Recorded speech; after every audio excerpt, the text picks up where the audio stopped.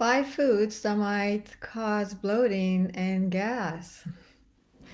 Last week, I talked about 5 foods you should avoid if um, you want to avoid gas and bloating.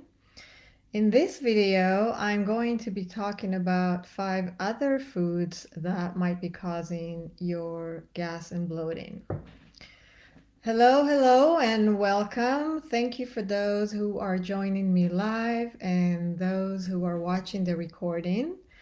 My name is Moran Hermesh. I'm a functional medicine nutritionist. I help adults frustrated with variety of conditions such as severe bloating after each meal, constipation, diarrhea, embarrassing gas, skin issues such as rashes and eczema, joint pain, unexplained weight gain, which is causing a lot of frustration and confusion about which foods to eat. So, in my work, I help my clients implement a highly personalized nutrition plan that results in more energy, elimination of gas, reducing the need for prescription medication, normalizing digestion, removal of unwanted weight, and overall providing the freedom to eat food without having to worry about triggering unwanted symptoms. So let's talk about bloating. Let me ask you this first. How many of you struggle with bloating mostly at the end of the day? So you feel like your belly is gradually getting bigger, and by the end of the day, you feel like what people describe as like, I feel like I'm 6 months pregnant. Give me a thumbs up if that's you. Okay, let's talk about food number 1 to avoid if you want to reduce gas and bloating. Today is going to be artificial sweeteners. These includes artificial sweeteners like aspartame, sugar alcohol such as sorbitol, mannitol, xylitol. Okay, so I know many people like to use artificial sweeteners in their beverage, in order to cut down on sugar consumption or to cut down on calories from sugar to help with weight management and weight loss.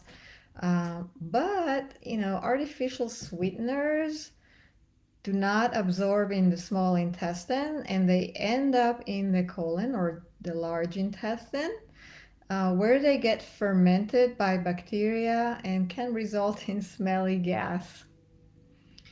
The way to identify sugar alcohols on the nutrition label is, look for the words like sorbitol that ends in OL.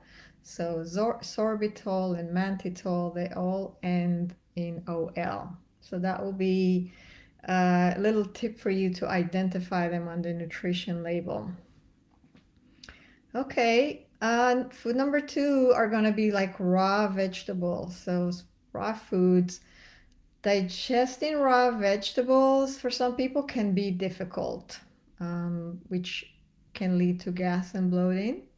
So you just want to maybe take a little break from raw salads for a little bit and maybe try to fill up your plate with cooked vegetables. Food number 3 is going to be carbonated beverages or sodas. The bubbles in your fizzy drink can leave you bloated because of the carbonic acid, the sodium, and other salts. So if you feel bloated when you drink fizzy beverages, try choosing flat water instead. Food number 4 is going to be cruciferous vegetables and beans. Cruciferous vegetables include vegetables like broccoli and kale, cauliflower, cabbage, These vegetables contain a starch called raffinose that your body can fully break down and digest. But these type of vegetables have a lot of health benefits. So I consider them good gas. Your family members may not, but they may not agree with you. But what you can do is eat either a smaller amount of these vegetables, or if you love beans but they don't love you back, what you can do is soak the beans overnight before cooking them. The last food is going to be fructose. Specifically, I'm talking about fructose malabsorption. Fructose is a simple sugar that comes mostly from fruits and some vegetables. If you have fructose malabsorption, you can only absorb about 25 grams of fructose. So that's about 1 ounce. You want to limit your fructose consumption or fructose foods such as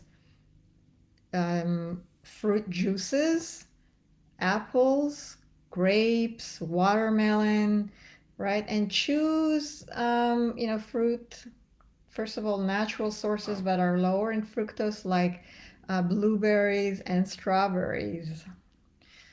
You also want to make sure to avoid high fructose syrup in beverages, right? So it is found in many processed food and beverages, and you want to limit it to 25 grams a day.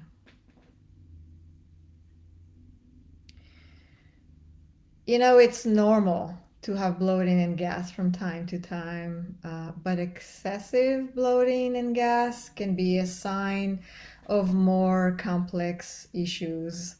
So, join me next week, same day, same time, when I share with you some underlying conditions. So, not foods, but underlying conditions that might be causing your bloating.